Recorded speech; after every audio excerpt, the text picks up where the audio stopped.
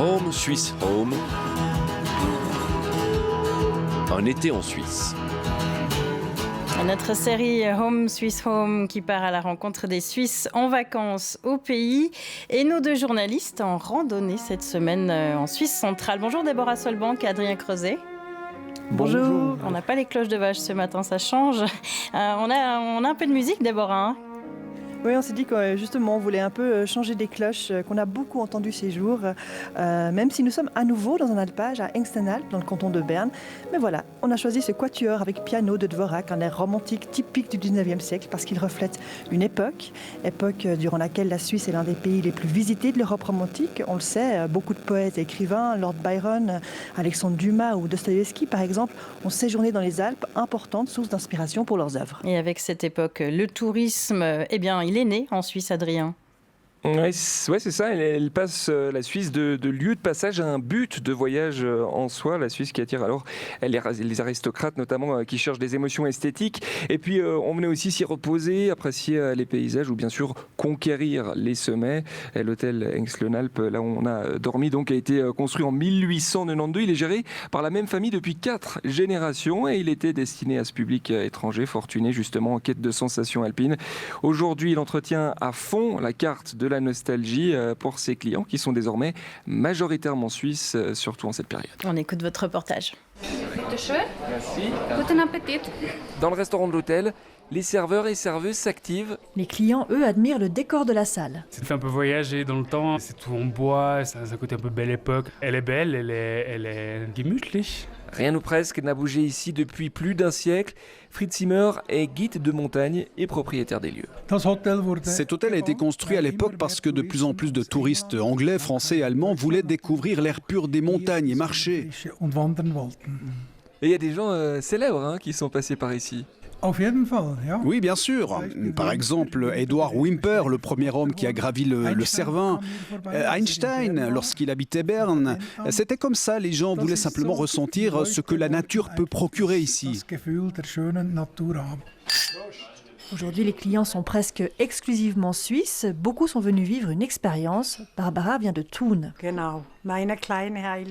Exactement, c'est mon petit monde parfait. On peut déconnecter, on est dans le silence, la nature est magnifique. C'est vraiment un paradis. C'est l'image rêvée qu'on peut se faire de la Suisse. Marcel, lui, est aussi enchanté par l'ambiance du lieu, même s'il n'avait pas vraiment prévu d'être ici. En fait, nous aurions dû être en ce moment en Tanzanie pour un safari. Mais nous avons dû déplacer nos vacances ici. Mais c'est aussi très beau. Il y a beaucoup de vaches, des bouquetins. Oui, c'est aussi une sorte de safari. Particularité de l'hôtel, les chambres nostalgie. Ah ouais. Certaines d'entre elles n'ont pratiquement pas été retouchées depuis plus d'un siècle. Vous voyez, c'est une chambre comme avant, avec un pot de chambre. Et puis là, un lit qui a été fabriqué en 1895. Il est petit, hein ? 1,90 m, c'est ce qu'il faut. Et pourquoi vous n'avez rien changé ou presque ? Pourquoi devrait-on changer ? C'est joli comme ça. Mais est-ce que c'est pas un peu du folklore, tout ça, quand même ? Non, ça c'est pas du tout du folklore, c'est la réalité. On a vécu comme ça, on peut toujours le faire, avec certains moyens modernes comme l'électricité. Non, c'est pas du tout du folklore.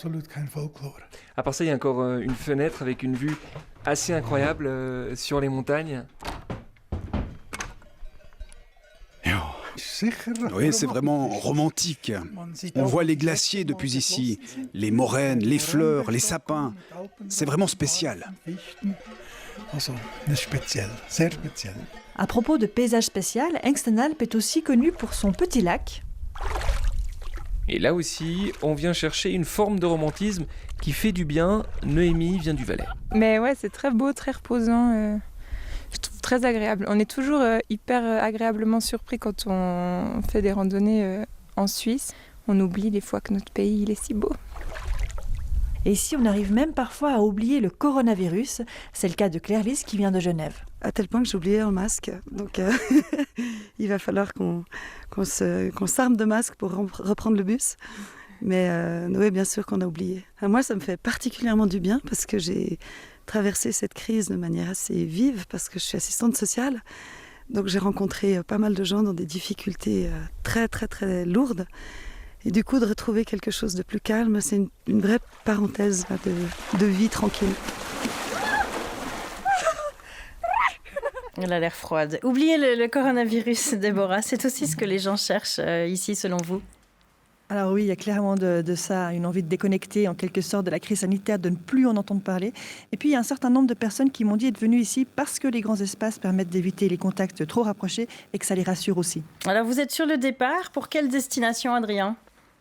On va se rendre au monastère aujourd'hui, à Engelberg, dans le canton de Val, à la rencontre de ces touristes qui, malgré le déconfinement, ont choisi de se reconfiner d'une certaine façon, de passer une nuit ou plus, en tout cas, dans une cellule de moines. On y est attendu vers 11h30.